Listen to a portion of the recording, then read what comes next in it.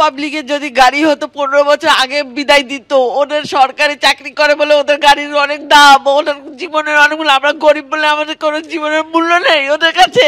কোনো খবর নিল না, এত বড় অ্যাক্সিডেন্ট কাল থেকে 24 ঘন্টা হয়ে গেল, একবারও এসে তারা কোনো খবর নিল না আমাদের যে মানুষটা কেমন আছে, তার পরিবার, তার বাচ্চা কি তার মা, তারা একবার এসে আমাদের কাছে পরিচয় দিল না, খবরও নিল না। তা কেমন মানুষ? আমরা এই বিচারটা চাই, আমরা কিছু চাই না, আমাদের বিচার চাই, আমাদের লোকের বিচার চাই, বিচার চাই। এতে যাই ও যায়, আমরা শওকত মোল্লাকে ছাড়বো না, এর আমরা বিচার চাইবো শওকত মোল্লার কাছ থেকে। রকমের ভাই শওকত মোল্লা বা কলকাতা পুলিশ আপনাদের সাথে কোনো রকম ভাবে না, কোনো রকম যোগাযোগ করিনি, আর 24 ঘন্টা হতে চললো। কি অন্য কোনো তদন্ত চাইছেন? হ্যাঁ, আমরা এর তো পুরো শওকত মোল্লাকে তো আমরা চাই। এই বুক ফাটা কান্না, হাহাকার, এর দায় কার? এখানেই প্রশ্ন উঠছে। শওকত মোল্লার কনভয় কলকাতা পুলিশের পাইলট কারের ধাক্কায় বাইক আরোহীর মৃত্যু, কিন্তু কি করে? কলকাতা পুলিশের নামে রেজিস্ট্রেশন বাতিল হওয়া গাড়ি রাস্তায় চলছে। ফিটনেসের মেয়াদ পুরনো গাড়ি কোন পথে শাসক বিধায়কের কনভয়? দুর্ঘটনার পর প্রকাশ্যে বেনিয়ম, নড়ে চড়ে বসলো লালবাজার। সূত্রের খবর, ঘটনার পূর্ণাঙ্গ তদন্তের নির্দেশ দেওয়া হয়েছে।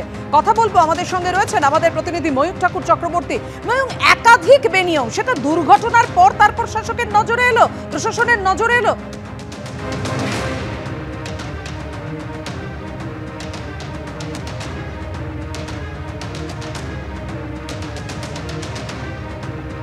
আমরা যোগাযোগ করছি, আমাদের প্রতিনিধি ময়ূক ঠাকুর চক্রবর্তী আমাদের সঙ্গে রয়েছেন। কিন্তু তার আগে বলি, একের পর এক যে প্রশ্ন উঠছে, সেনার গাড়ি আটকানো, এবং তারপরে এই প্রশ্নই উঠছে যে এই ঘটনায় পুলিশের আলাদা নিয়ম কেন? এখানে কি আইন ভঙ্গ হয়নি?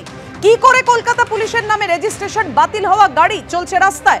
যোগাযোগ করতে পেরেছে আমাদের প্রতিনিধি ময়ূক ঠাকুর চক্রবর্তীর সঙ্গে। ময়ূক, দেখো, এটাই সব থেকে বড় প্রশ্ন যে ক্যানিং পূর্বের তৃণমূল বিধায়ক শওকত মোল্লা যখন কালকে বাসন্তী হাইওয়ে দিয়ে কলকাতার দিকে আসছিলেন, তখন বাসন্তী হাইওয়ে জলপথের কাছে তার গাড়ি দুর্ঘটনার কবলে পড়ে। তার কনভয়ের পাইলট করা কলকাতা পুলিশের ওয়্যারলেস ডিপার্টমেন্টের একটি গাড়ি, সেটা সজোরে গিয়ে ধাক্কা মারে এক বাইক আরোহীকে এবং তারপর গিয়ে গাছে ধাক্কা মারে।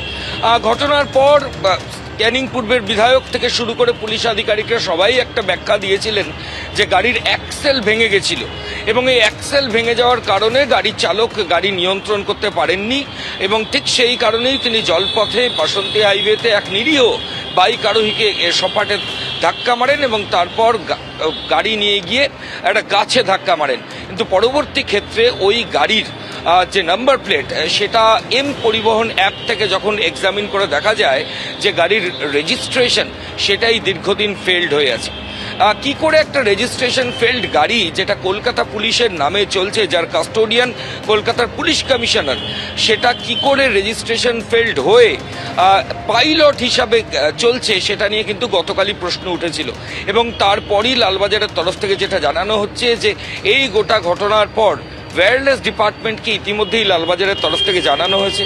একটা ডিটেলড এনকোয়ারির নির্দেশ লালবাজারের শীর্ষকর্তা দিয়েছেন এবং এই ডিটেল এনকোয়ারির পরই জানা যাবে যে এই ধরনের গাড়ি, কোন কোন গাড়ি মেয়াদ উত্তীর্ণ আছে, কোন কোন গাড়ির রেজিস্ট্রেশন ফেলড আছে, এগুলো সরজমিনে দেখার জন্য পুলিশ আধিকারিকরা লালবাজারের তরফ থেকে ইতিমধ্যেই নির্দেশ দিয়েছেন।